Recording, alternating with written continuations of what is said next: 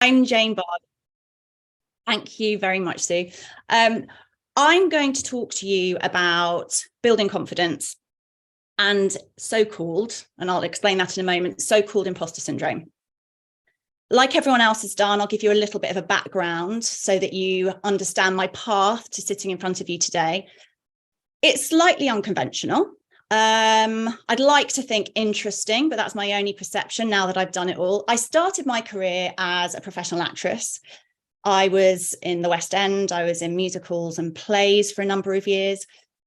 I then took a completely different track and I went back to university and I retrained as a lawyer and was in private practice and in-house for some time, specializing in entertainment law. So not too much of a departure. What I did then is I took the skills that I developed as an actor, the communication skills, observational skills, and that artistic insight. I took some of the skills that I developed as a lawyer, like the commerciality, the practical application of stuff, and the experience of working within a team environment. And then I brought all of those together and I brought them to coaching. Now, in terms of what we're going to look at today, I now have been a full-time divorce coach, well, recently a divorce coach, but I've been a full-time coach and executive coach and trainer for a number of years. And I'm going to explore the intertwined concepts of building confidence and imposter syndrome, and how that can impact you post-divorce, which, as we all know, can be a really, really challenging period as we adapt to what can be substantial and, for many of us, really traumatic change. Now, as you can imagine, I'm going to offer you some reassurance here. As you can imagine, I have quite a diverse client base. I can work with partners in a law firm to a lot of women that I work with. They will be trying to restart they're intending to restart their career after a significant break. Across the board, and I don't want to say in absolute terms, see, the lawyer's still kicking in, I'm going to caveat it. I would say it would be a slight risk to say everybody, but I would say almost all of my clients over the last 8 years at some point have asked for support around building their confidence and addressing self-doubt, no matter what their situation, divorce or no divorce, to be perfectly honest. So if you are having those feelings of self-doubt and you feel that you have lost confidence, let me reassure you, you are not alone. Because whether you are going for a new role, you're going for promotion, whether you are, whether you're having to make decisions, big decisions, small decisions, but high stakes decisions for you on your own for the first time, that can be very, very, very, very challenging. And so the more that we understand and the more that we build our confidence post-divorce in those situations, the smoother the path can be. So I'm going to share some slides in a moment. Before I do, I'm just going to address this so-called imposter syndrome point that I made. And I'm going to look at imposter syndrome first, because I think that we probably are a little bit more comfortable that we know what confidence is. Or do we? I'm going to put a pin in that and come back to it. I think imposter syndrome is probably something that is a lesser known concept. And now I say so-called imposter syndrome because it's not actually a psychological syndrome or disorder. It is recognized by psychologists as something that can have a huge impact, absolutely. And the feelings of self-doubt can impact us really, really severely at times. It can be crippling. It's not actually a diagnosis. So it's just to hold that in mind. So what is it? Now, we could look quite specifically and look at a definition. So what it is a psychological pattern. I think that's really important, the pattern, because there can be bits and pieces that slip in, but they might not form a pattern. And that's all right. It's when it becomes a pattern. And you're doubting your skills, your accomplishments. You have this fear of being exposed as a fraud. And this is really key here, despite external evidence to the contrary. So you think you're going to be found out. Now, some of this is, we could look at this in great detail, as I said. For the purposes of today, and what I think and I hope will be most useful today, is to really focus on this thought of this self-doubt. So this is a nice quote from Jerry Colonna. It's the voice in your head that overlooks, discounts, and discredits your accomplishments. So it's that kind of, to me, when I think about it, when I have moments, and I do have moments of the risk of slipping into an imposter syndrome state where I've got a mean girl voice saying, you're not good enough. Oh my God, they're going to find out that you actually don't know what you're talking about. So it's that inner voice, which we will come to. Now, the important thing to consider really is, how does it impact us? And I'd love for this to be a little more interactive, if you'd like. If you feel comfortable typing in some thoughts into the chat, please do. In terms of what it actually might look like, some first common signs. I'm just going to check from everyone that you can see my screen share, just to double check before I continue. Brilliant. So the first signs and symptoms. This is a big one for a lot of people. And we can be left with that uncomfortable feeling of, what do I do? Someone's given me a compliment. Now what? You find it really difficult to say thank you. You might make a joke, or you might totally disregard it and say that they're wrong. This can be a symptom. Isolated on its own, it can be quite natural. And I'll come back to that. All these little things together on their own might not be impacting you that negatively. It's when we start to bring them all together and it forms a pattern. So it's quite British to not be able to accept praise, because, you know, we don't really like blowing our own horn. It can be a bit difficult, but it's when it becomes a pattern. This one's really resonates with me with a recent client that I had, and it can be very, very subtle. This sense that, you know, you just got lucky. It's luck that got you somewhere. Rather than really acknowledging and being proud of yourself as to how hard you'd worked. And it was a little aside at the end of a session, and there'd been a really good outcome. This is post-divorce. It was a particular negotiation. And my client said, well, I was just lucky that I had a good lawyer. And we sat there for a bit, and I said, And I knew that she had trawled through recommendations.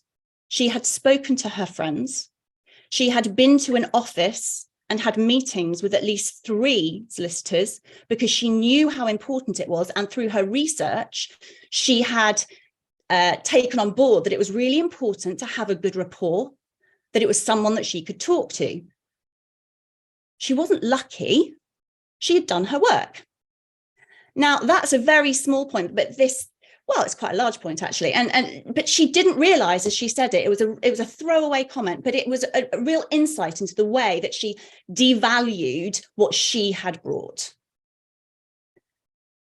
This, again, something that we do, and it can seem really, really subtle. Oh, I'm so sorry I can't make that meeting. I'm so sorry. Oh, I'm so sorry I'm late. These seem really small. You can over apologize. Sometimes that can happen. And what I think could be happening at times, and what I've observed, is that very often we are projecting our own critical view of ourselves and making the assumption that the other person is viewing us the same way. Because if we actually kind of delve a bit deeper, why are we sorry that we have back-to-back meetings, can't move everything to make time to have lunch with a friend? They wouldn't expect you to do that. Now, to say I'm sorry is polite. I'm certainly not saying that we change our language. It's what's going on inside. Are we thinking that they won't like us? Are we thinking that we're not good enough, that we can't make time? So it's like, I'm just so sorry. I'm really sorry. I've tried. So we over apologize to compensate for something which could be just as simple as, I'm so busy, let's do it next week. Another, I'm going to put these up together actually, because they're kind of interlinked.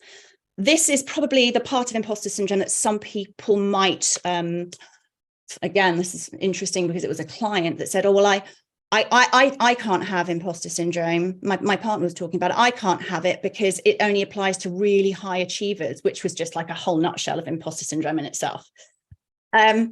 Because the point here is you hold yourself to very, very high standards. And I'm going to talk about perfectionism later on. We hold ourselves to we can hold ourselves to almost impossibly high standards. So we're kind of setting ourselves up to fail, but then the fear of failure is there as well. So the two work together.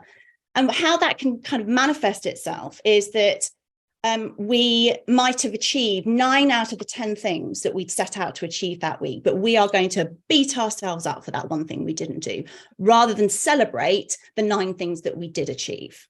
And actually that 10th thing might have been absolutely impossible, yet we're still going to beat ourselves up for it. Obviously, fear of failure can be really paralyzing. To work together, that can stop you trying to do something. Having the, I don't want to say confidence because I'm overusing that word now. We're going to really unpack that. But having that ability to be bold and courageous and just take a step, like making a phone call to a recruitment consultant or something like that, because there's that absolute fear that it might take over. Julia, thank you. I can resonate with these showing on the screen. Yes, and the thing is that all of us at some point will have experienced these feelings. I think they can be very, very much heightened after a period of trauma and dramatic change, when we're adapting to our new identity, when we are having to do something new and their new skills, or they're things we don't recognize. So we default to this, I'm just not good enough state. The final thing, which again, it can be a cultural thing, because again, it's quite British. We don't like singing our praises. But it's that concern that other people are going to think that it's a negative trait, that you're going to say that you're good at something. So it's really understanding again that we're projecting our own self-view onto someone else. Because if you said, I'm good at what I do, it's highly unlikely that other person would think, God, you're really up yourself. How dare you speak about yourself like that? They might just say, yeah, you are. So it's that inner voice that's just going, you're not good enough all the time. They're going to think that too, and it will not leave you alone. The most important thing that we need to get to is, what can we do about it? You get rid of the chat over my slides. What can we do about it? How can we intercept it before it really takes a grip? Because again, I'm going to say, do not panic if you recognize too many of these. It's completely natural. It's completely natural. What we need to make sure of is that it doesn't take hold, start to get bigger and bigger and bigger and bigger, so that it really holds us back. So what we can do, the first thing that we're going to do is think about cutting the negative self-talk. Now, again, I'm going to be a bit more generous than that, because actually I want to recognize that that is a huge step. To just say, simple as that, cut the negative self-talk, easy peasy, box tick. It's not that simple. So before you get to that step, what I would suggest you do is just start to notice how you're talking about yourself. So in conversations with others and that internal monologue. Start with conversations with others, because that's how they're going to perceive you. We can start with that, and you might have more of a conscious choice with conversations with others. How am I talking about myself? It could be really small, like, for example, oh, the dinner went really well. Oh God, really? I'm so disorganized. I'm amazed that it came off. general conversation, but you're playing down your role. You are perhaps devaluing your position. You're inviting criticism. Thank you. Yeah, everyone really enjoyed it. Just make that little shift. Notice, try and stop yourself before you say something negative about yourself. Then slowly, hopefully, it will start to spill into that inner voice. I'm going to have to speed up. Really, really be aware of your language. Consider qualifying language when you're talking about yourself. Not it was quite good, it was good. I was giving a demonstration around imposter syndrome once. I was giving an example, and I said, and it just made me laugh because I did it myself within a talk about counteracting imposter syndrome. And I said, I sat at my desk as a lawyer, marking up a contract, thinking any minute now they were going to find out that I didn't know what I was doing, despite the fact that I had a pretty good track record. I had a good track record. Feels a little bit uncomfortable.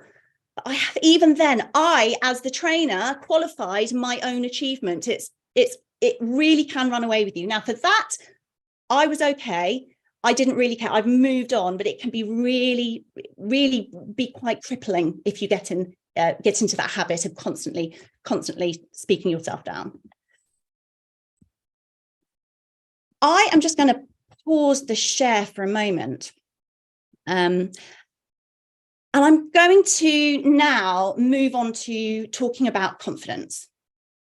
And the reason I've stopped the share is just so that I can got some lovely faces around here. And I think that confidence is very much at the base of imposter syndrome. And we all think we know what confidence is. We can throw the word around a lot. We can say, oh, I haven't got much confidence. Oh, they are such a confident person. But what actually does confidence mean? Because some of the worst forms of feedback that I have in my executive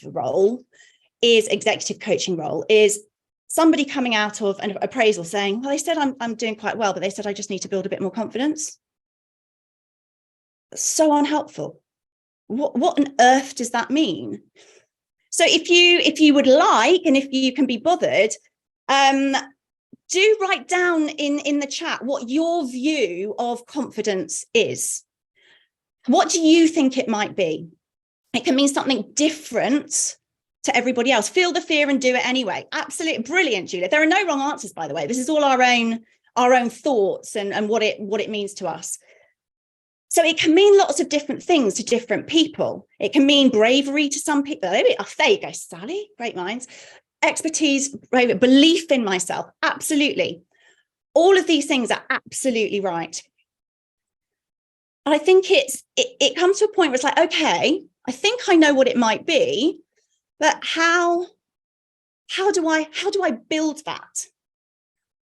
How do I get more of it? Or how do I ensure that people see it? Or how does, all these different things. So a thought for me is that it's a feeling of trust in our abilities, qualities, and judgment. I think the judgment one for me is quite strong. Trusting your own decisions. Now, the reason that I want to sort of get to grips with what confidence actually is because actually there are two parts to it. There's the internal confidence and there's external manifestation of confidence. These are two very, very separate things. Today, we're going to focus on internal confidence.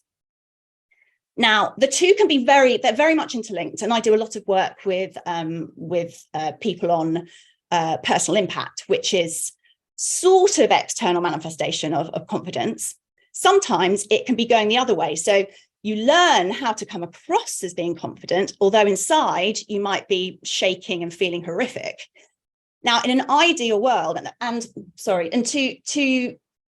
don't think there's anything wrong with that in some scenarios. I think there's lots of power behind, there's a lot of truth behind fake it to make it. If we stand tall, we're going to immediately feel more confident. Post-divorce, my view is that unless you really address that internal confidence, you're going to get so far and then be stilted. We can work on external confidence as well, but internal confidence is the focus, particularly for today. So I'm going to offer 4 strategies now, practical steps that you can take away today and put into practice to start bit by bit to build that confidence. We're going to start with the internal monologue, that mean girl voice in your head. Mean girl for me, mean whatever for everyone else. So these are the stories that we tell ourselves that are holding us back, that we can choose to rewrite. I'm really, really passionate about this. I get very, very into this with my clients because it is unbelievable how many stories we can write about ourselves that are actually not kind. And if we ever spoke to our parents, our siblings, our children, our friends, stranger on the street in the same way as we can speak about ourselves, then we'd be outraged, I would imagine. So some of these stories can look like kind of wide sweeping statements sometimes. And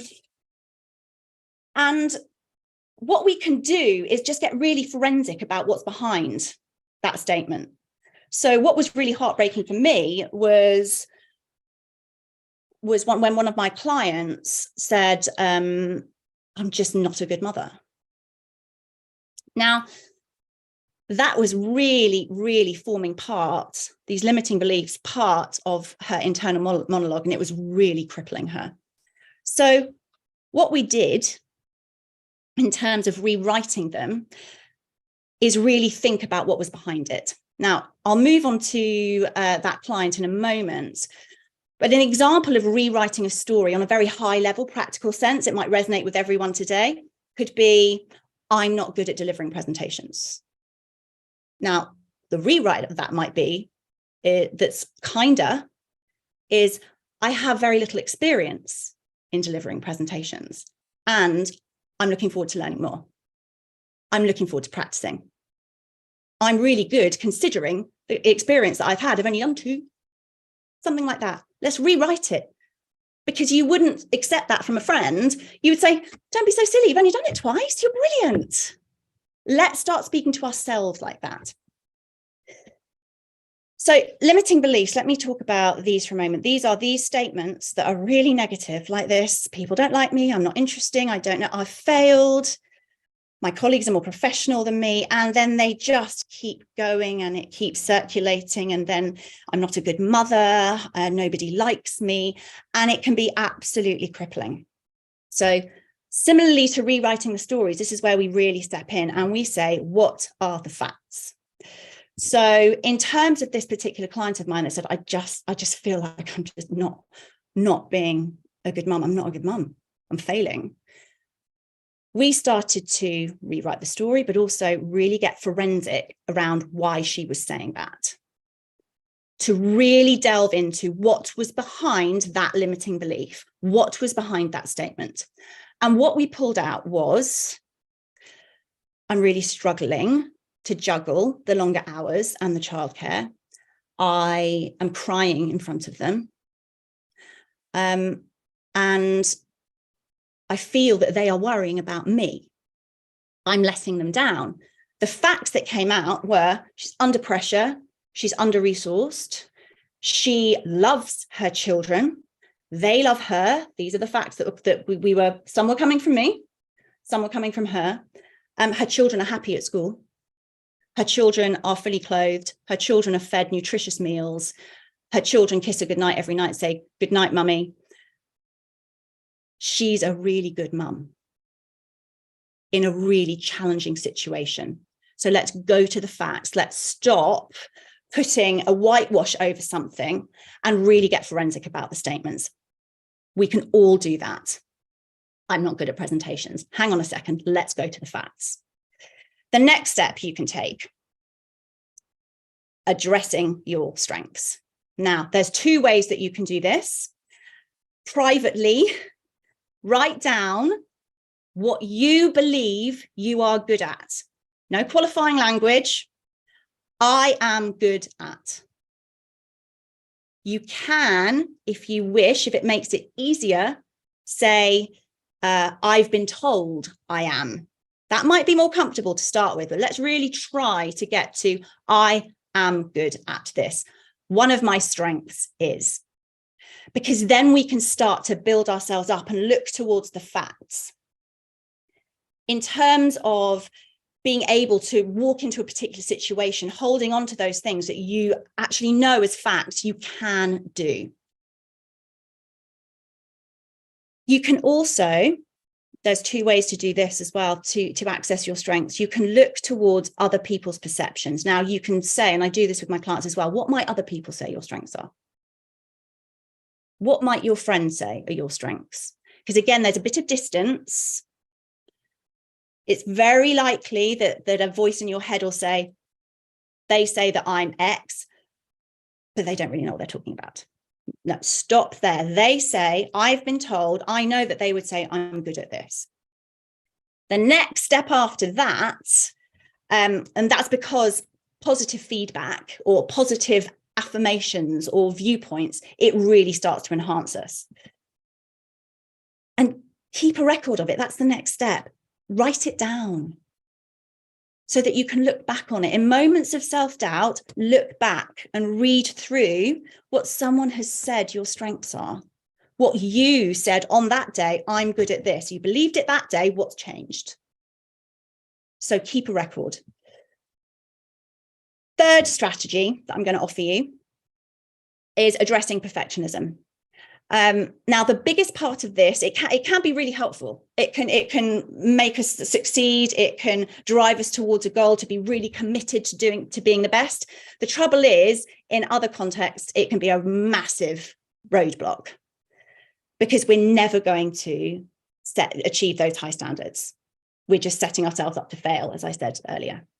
So if we start to address this perfectionism, then and allow ourselves to set more realistic goals, or be kind to ourselves, and take the benefits of perfectionism, but not let it really overrun us, then that can be a start as well. And where this is most prevalent is when we start comparing ourselves to others. I'm not as good as so-and-so. I should be doing it this way. Now, that's just, to be perfectly honest, it just really devalues your own achievements. And it is the comparison is the thief of joy. And I'm short on time, but I'm going to tell you a story which really illustrates this. I was on a work trip. I had 3 children between 2 and 6. I was exhausted. I was so looking forward to staying in this nice hotel. And they gave me my room.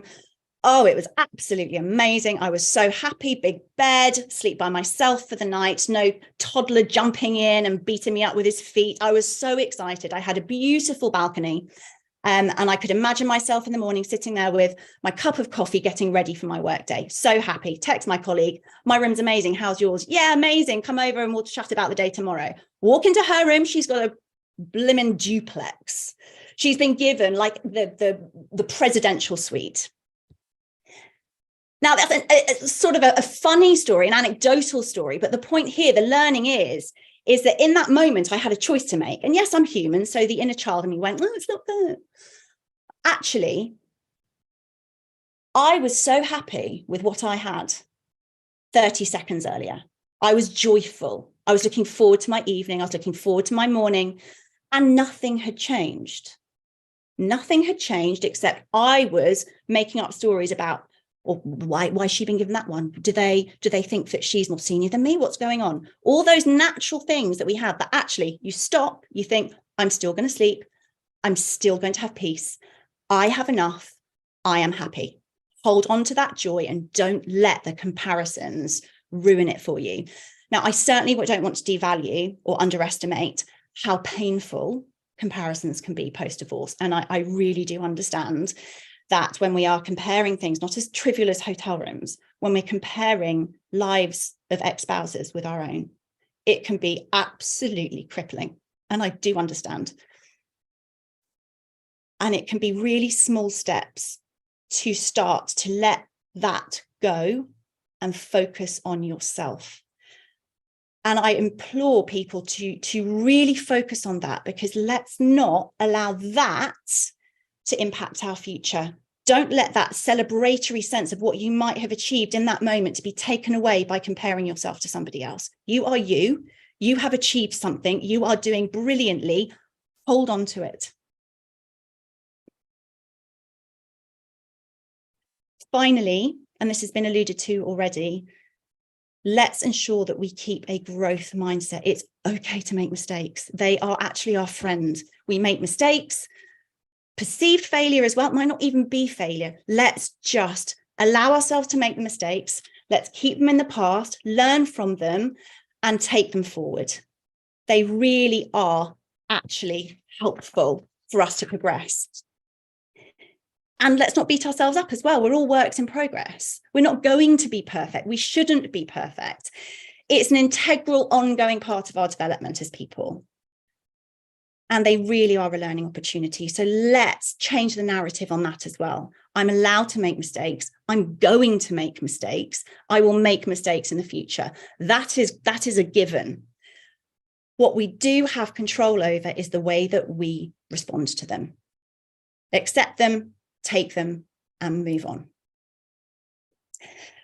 So we have spoken about a lot. We've spoken about imposter syndrome, what it is, common signs, how we intercept it, and noticing the language we use. What I would love for you to take away is just to start noticing how you talk about yourself.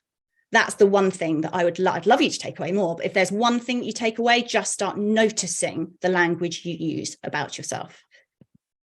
We looked at confidence, what it is, internal and external, and 4 strategies for building confidence. Addressing limiting beliefs, accessing your strengths, looking at perfectionism and that dangerous game of making comparisons, and finally, growth mindset and accept your mistakes and use them for good. I'm 2 minutes over. It's not bad. If do you know what I haven't done? I haven't shared my details. Hold on, let me just put those up. If you would like to know more about the external manifestation of confidence or personal impact, then do get in touch. That's my email address. That's my company website. And anybody from this conference, I'd be delighted to give you like a half-hour call or whatever it is that you might want to, free of charge. So do get in touch. And thank you very much.